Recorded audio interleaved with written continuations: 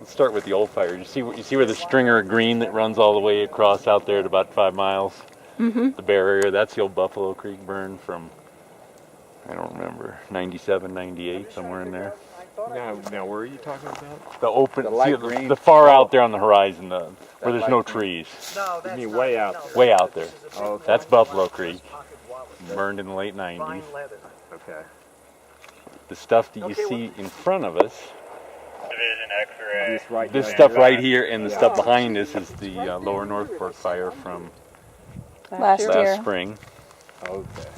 And then what you see in Okay, front okay, I want to get you. So this, I still need- got green there, huh? Okay, Yeah, it's need certain, to I mean, get the some places pictures that had grass in them, So we're up they greened up nice. I Here, mean, it didn't here, kill look everything. out. The stuff down Okay, below, now in there, Denver water you has should been see- thin. And in fact, the stuff you see down in front of you is Good. the Call them prescribed fire and unit tell that, them in the lease had the escape from Tell them it. we'll That's be- what they were working on down there below, but they'd already thinned and cleaned all No, that call them out. and tell them we'll be. Um, What time is it right now? And then they you were know? burning afterwards. What? Hello. Okay, so Buffalo Creek, Lower You know North what time Fork. it is? Right. Okay.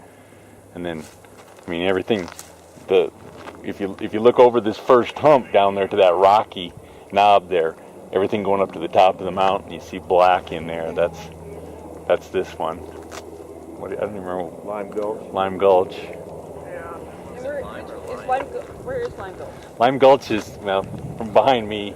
It's right behind this tree. It's the drainage to the farthest east. And the fire came right down the drainage. The base right down here. Yeah, I that mean, goes right down to the river. Yeah, if you track Lime Gulch down to the river, they're just on this side of the road and this side of the river. If you all have time, I can take you down to that spot. That's fine. I have time. Yeah, there's really, I mean, you can't really see them from the road, so there's not a lot to see down there. But But most the of them crossing is kind of interesting. yeah. Right. So that's kind Yeah, of You're fine. I'm waving in front of the camera. This, what we're looking at, this burn area over here, is this, did it spot over or does it actually connect? It connects. Oh, it does. It skirted this thing and it just wrapped around, ran all the way to the top of the hill there. Oh, okay. You mean that's part of Lime Gulch? No, that's Lower West Fork. Oh, So as far as time goes, That's the time low. is yours. You guys decide what you want to see and when. I'd just soon not go back to the ICP, but so the time is yours. I wouldn't mind going down that spot. Okay. that's fine. That's fine with me. It's all right. So you right now you're basically looking for a little puffs of smoke that might pop up. They are, because I mean, there's a lot of hot stuff on the edges that doesn't even show until you get down there. You know, them guys walk through there and they got their gloves off and they're feeling and everything else, because there's stuff that'll sit in an old stump hole or in a rut for months, and so And no smoke coming whatsoever, and it is glowing red hot. yeah, so yeah, that's what they're doing. They're looking for anything within, and we give them some latitude on what the division supervisor is comfortable with, but they're in there basically, probably on average, 15 to 30 feet, making sure there's nothing warm left in within 30 feet or so of the line. It's all mopped up, all cold. And when he said with his bare hands, he's talking literally. They're holding their hand, the back of their hand, over the top of the dirt to see if any heat's coming up. Hi, did you get a hold of Mike? And if they feel some heat coming up, they'll dig it up with a shovel and see what's under there.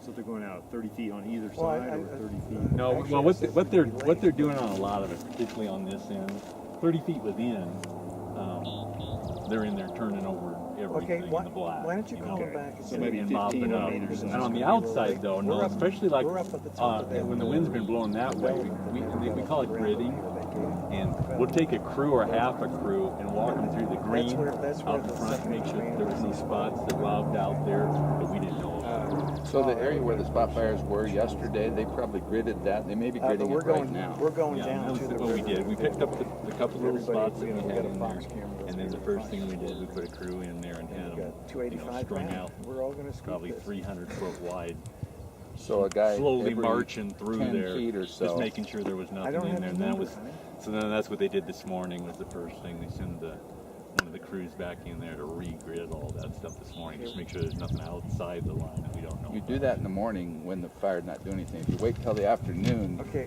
and something pops up, you might have a challenge of putting it out. You want to get it in the morning when it's just Oh, okay. a little bit of puff of smoke on the ground. Yeah. Yeah, because we're getting close to the witching hour now, where if we didn't find them last night and this morning, we'll find them now. Yeah, and we'll be running to put them out before they take off. Because, like I was mentioning before, if you don't get on a fire in these kind of conditions, it'll be 7 acres in an hour. If it gets up in the canopy, it'll be 30 acres in an hour. So they just keep picking up water and dropping it until they're low on fuel and they got to run back. We almost always have somebody on the ground directing them at where they're dropping. And once in a while we'll let them operate, but that's kind of dangerous. And then, they'll run till either the guys on the ground don't need them anymore or they need fuel, and then they'll go sit down.